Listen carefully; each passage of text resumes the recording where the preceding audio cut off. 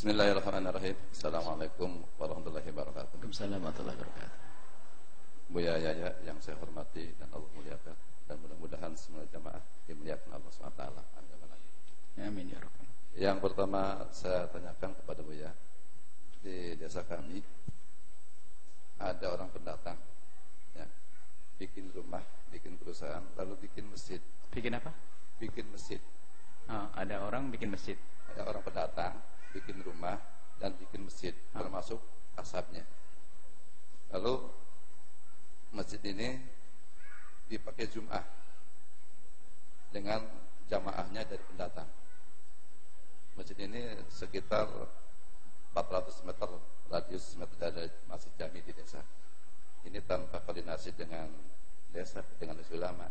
Ini kami mohon pandangan, mohon solusi dari Buya. Baiknya gimana? Nah, yang kedua, ini ada satu aja cukup. Nah, makasih. Assalamualaikum warahmatullahi wabarakatuh. Assalamualaikum warahmatullahi wabarakatuh. Hukum membuat masjid. Membuat masjid boleh-boleh saja, akan tapi ada adab dan tata krama. Apalagi digunakan untuk sholat Jumat. Apalagi di lingkungan orang yang bermadzhab Imam Syafi'i.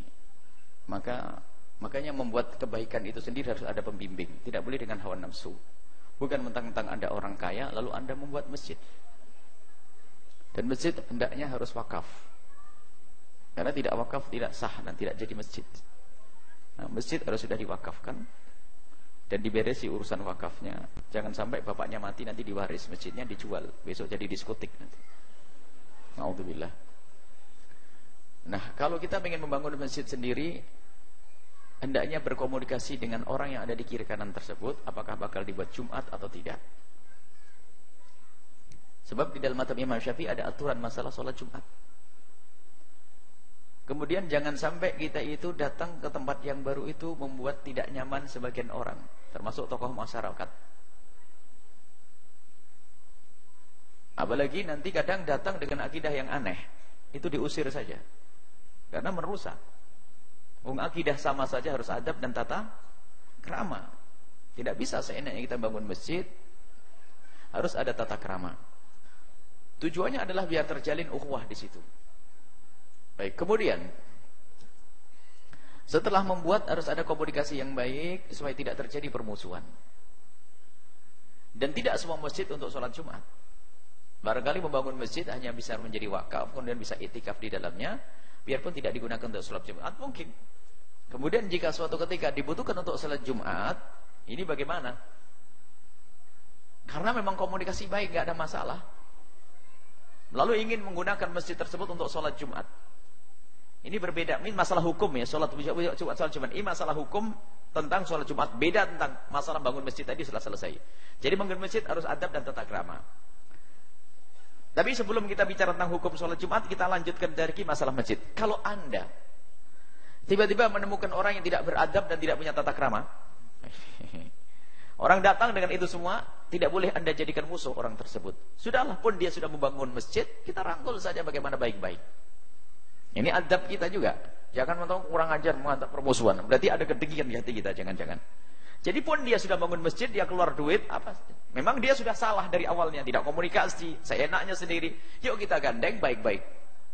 Kita rangkul semuanya untuk buat program. Jadi kita gunakan masjid tersebut untuk kegiatan agama, keagamaan, mungkin untuk madrasah, untuk sekolah, untuk Quran dan seterusnya. Jadi tidak menjadi musuh kita. Dan kita tidak perlu memusuhi siapapun.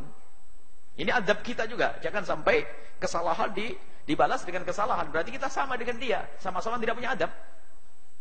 Sudah dia bangun masjid, alhamdulillah berapa miliar, 400 meter. Gede 400. Lumayan, itu mungkin sampai nilainya 600 jutaan itu.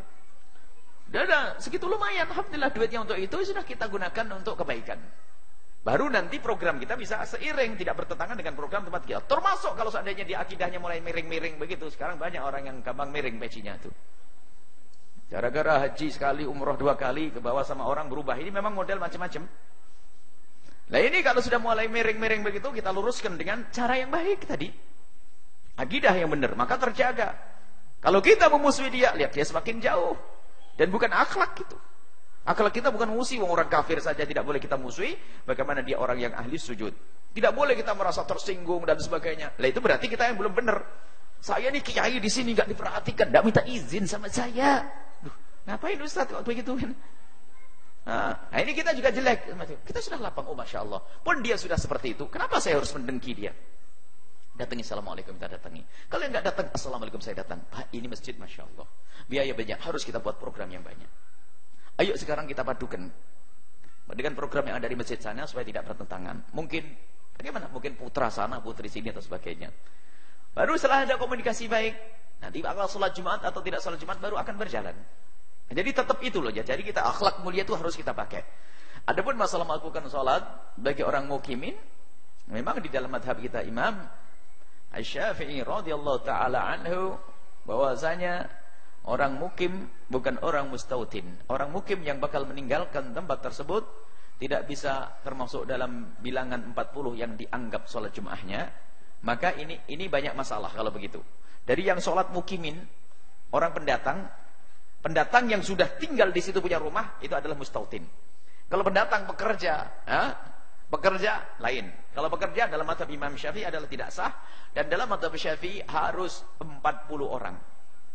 40 orang kaum laki-laki yang ahli tinggal di situ, rumahnya di situ dari 40 orang. Tapi mungkin ada sebagian orang yang melakukan itu semuanya, tidak cukup 40 orang dari penduduk asli atau penduduk yang asli tinggal di situ, semuanya pendatang atau mungkin pegawai. Bagaimana dengan ini semuanya? Baik. Untuk menjaga kemaslahatan, memang semestinya tidak perlu diadakan di situ. Dia diadakan masjid pusat tadi yang sudah baik. Tapi kalau ternyata mungkin karyawan banyak, ini kita juga sampaikan tidak akan sah. Kalau kita kembali kepada madhab yang lain begitu mudahnya. Kita pindah kepada madhab lain untuk memberikan fatwa kebenaran agar mereka kenal sholat Jumat, apalagi di pabrik-pabrik. Sebab di pabrik itu nggak ada sholat kalau memang tidak diupayakan semacam itu. Memang dalam madhab Syafi'i tidak sah. Tapi kan madhab kita kan bukan madhab Syafi'i saja. Loh, tapi kan kita orang Syafi'i. Ya sudah, ente ustadznya belajar selain madhab Syafi'i dalam bab ini saja agar sah sholatnya orang awam semuanya. Karena kasihan mereka orang punya pabrik. Kadang-kadang di mana pendatang di Jakarta di sebuah kantor mengadakan sholat Jumat dan sebagainya. Kalau kita kekeh dengan mazhab Imam Syafi'i, apalagi mazhab Syafi'i mengatakan bahwasanya jika ada 2 masjid nggak sah itu nanti. Sementara ada dipikir masalahnya perlu yang kita pikirkan, keselamatan, kemudian ini perlu kita pikirkan sehingga kita perlu. Jadi kalau bagi ahli ilmu mudah yang demikian itu. Bahasanya, oh ya sudahlah kalau begitu kita anggap sah saja sholatnya kelompok ini, kita belajar madhab lain agar disahkan. Termasuk madhab Imam Abu Hanifah tidak harus dengan 40, madhab Malik cukup dengan 12 orang mustautinin. Bahkan madhab Syafi'i Qul Khatib mengatakan cukup seperti madhab Imam Malik. Madhab Syafi'i punya pendapat seperti madhab Imam Malik rahimahullah ta'ala. Imam Syafi'i juga pernah belajar dari Imam Malik.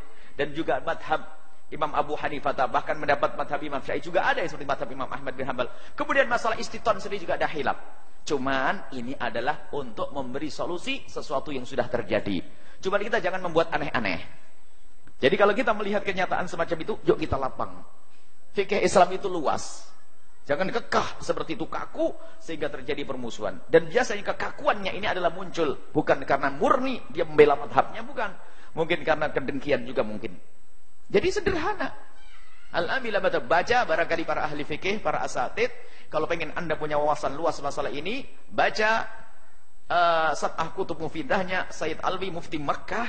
Beliau mengajari kita bagaimana menyikapi hal-hal semacam ini. Dalam kitab Sab'ah Kutub Mufidah, dan alhamdulillah kitab itu banyak dicetak hanya di Indonesia. Beliau seorang mufti yang sangat mengerti tentang problem-problem semacam ini. Bagaimana kita memanfaatkan fatwa Syafi'i? Bagaimana kalau kita harus memanfaatkan mazhab yang lain? Itu dalam muqaddimah yang sangat perlu dibaca untuk para orang-orang yang sering bahthul masail, membahas tentang fikih-fikih dan seterusnya, untuk menyelesaikan perselisihan di antara umat berkenaan dengan masalah fikih. Yang penting jangan keluar dari 4 mazhab. Tapi yang bisa memberikan fatwa ini tentunya orang yang belajar, bukan orang seenaknya sendiri. Kalau sudah seenak sendiri nggak pakai rambu-rambu, kacau nanti. Baik, jadi seperti itu. Nggak apa melakukan sholat Jumat. Jika sudah ramai orangnya, biarkan sajalah. Kalau perlu kita jadi khotib di situ nanti kan begitu. Kemudian antara khotib ini dengan khotib situ, atau dirada akrab, baik, nanti pada akhirnya akan selamat semuanya. Sehingga kita tidak masuk dalam bab permusuhan. Tapi kalau orang membaca akidah sesat, menyesatkan, itu langsung diusir. Itu kan tetangga kita, saudara kita, orang yang awam, pengen buat masjid. Tapi kalau sudah kerjanya mencaci maki, bid'ah, mulai dari model orang yang kami sebutkan tadi, anti ahli bait, anti sahabat Nabi, mulai Islam yang ngaco, kemudian suka membenci ahli bait Arab, usir saja sudah kalau manusia seperti itu. Karena dia bakal jadi benalu di dalam daging kaum muslimin semuanya. Bahkan menjadi duri dalam daging kaum muslim, benalu dalam tubuh umat Islam itu, perusak itu semuanya. Kita harus bedakan. Tapi ada orang awam semangat, kan? Ada orang kaya dia semangat untuk berbuat baik, bangun masjid. Kita rangkul. Itulah ajaran yang diajarkan oleh Nabi Muhammad sallallahu alaihi wasallam.